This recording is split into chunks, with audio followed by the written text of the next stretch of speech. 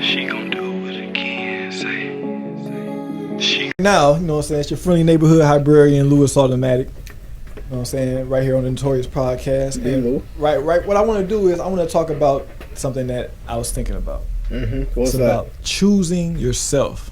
So often, you know, we choose, you know what I'm saying, other people, we choose different things, we're always looking at the external, you feel me? We're always looking at something outside of ourselves to validate us or bring us happiness or give us some sense of worth.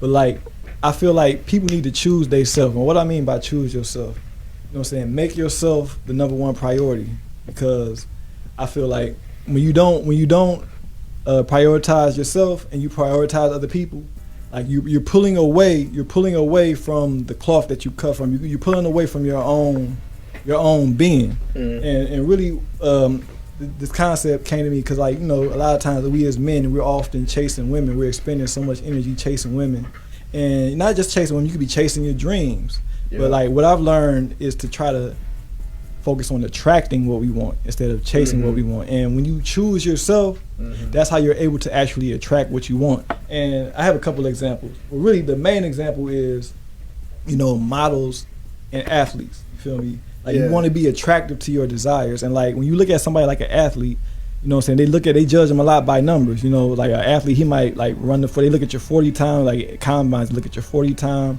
They might look at your vertical. They might look at your strength conditioning. When they see certain numbers, these numbers are attractive to teams. And depending on how attractive these numbers are, that's how, you know, that's where you get placed in the draft. But like, in order to get these attractive numbers, the athlete has to put in dedication. He has to work. He has to like, there's a opportunity cost. You have to like, there's so much things that you have to sacrifice in order to make this dream come true. And you have to choose yourself instead of choosing parties, choosing drugs, choosing women. You know what I'm saying? And like, this thing really came to me because it was like, in looking at the dynamic between relationships, men and women, men were always on the hunt.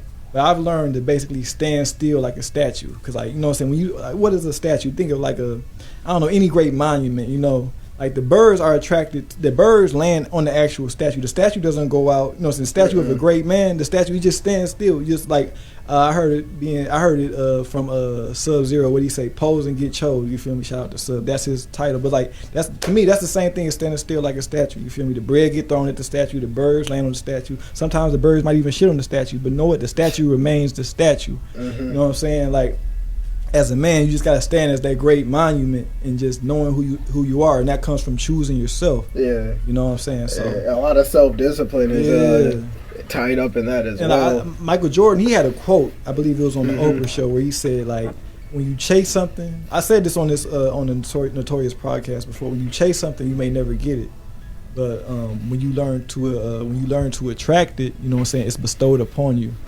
You know what I'm saying? Because I like